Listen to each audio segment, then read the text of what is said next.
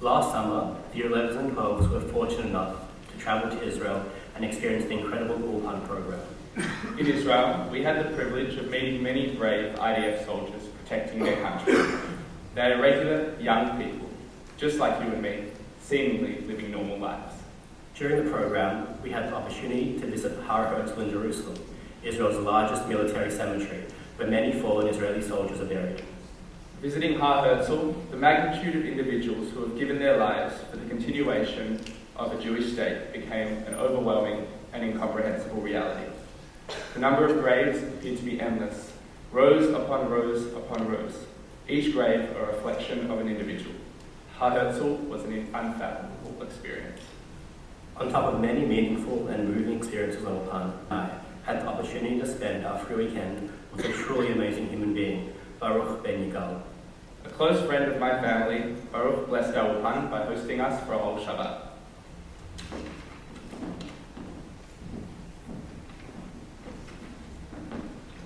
Words cannot express the extent of Baruch's hospitality, kindness, and selfless nature. Baruch constantly told us how grateful he was to have us in his home, how he filled the emptiness in his life and removed the silence from his household. In 2020, Baruch's son Amit was killed while serving in the IDF. Amit was a member of an elite unit in the Golani Brigade. He was an only child who therefore had to have consent from his parents in order to join a combat unit. Baruch gave his signature and Amit joined the IDF when he turned 18. On the 12th of May 2020, Amit's squad embarked on an operational activity to detain terror suspects. During the operation, Amit was struck by a rock hurled from a building after the operation had been completed. He was evacuated by helicopter to the hospital, where he later succumbed to his wounds. Amit's funeral was attended by thousands of Israelis. He was the only soldier to die in action in the year of 2020. Baruch cried after the death of his son, "He was my only son. I have nothing. He was my whole world." Many of you may remember Amit's story, which has been shared at our Yom HaZikaron Assembly before. Baruch also came to Scopus last year to share his experiences, and Year 11s and 12s may remember Baruch on stage at the Scopus mega event in Israel. One of the most moving parts of our Ulpan free weekend at Baruch's house was being welcomed into Amit's room, a room replicated by the incredible Cheder Zikaron prepared by the Shirut Girls last week. Standing in that room, we felt Baruch's pain, and for a weekend, we were immersed into his world. Today, we remember Amit Ben Yigal, amongst the fallen soldiers and victims of terror. This is what Yom HaZikaron means to us.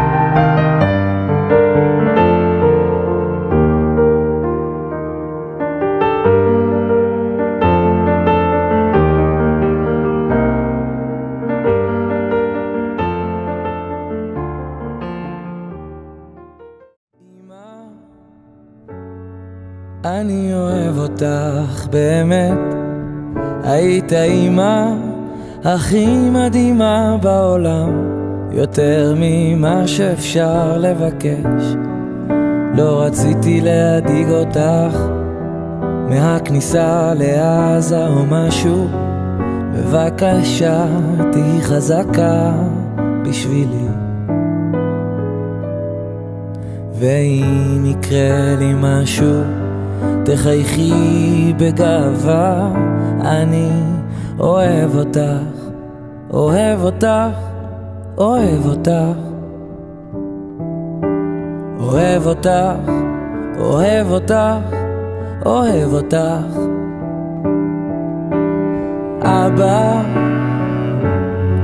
היית אבא נפלא באמת, אבא גבר גבר, למרות שרבנו בחודש האחרון.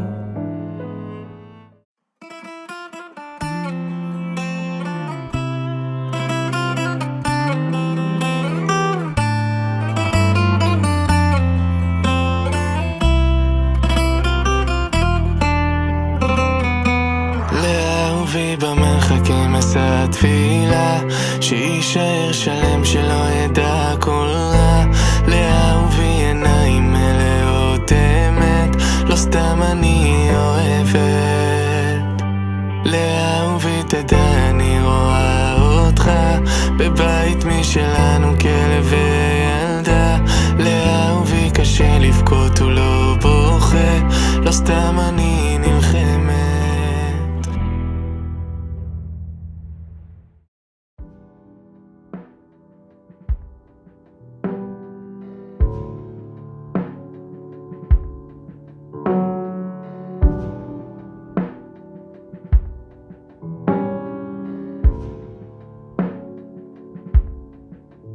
ומאז עצוב ושונה כאן, הייתי מוסיף לתאר רק שאתה לא מוכן. רצית רק שנשמח איך שידעת להיות אח.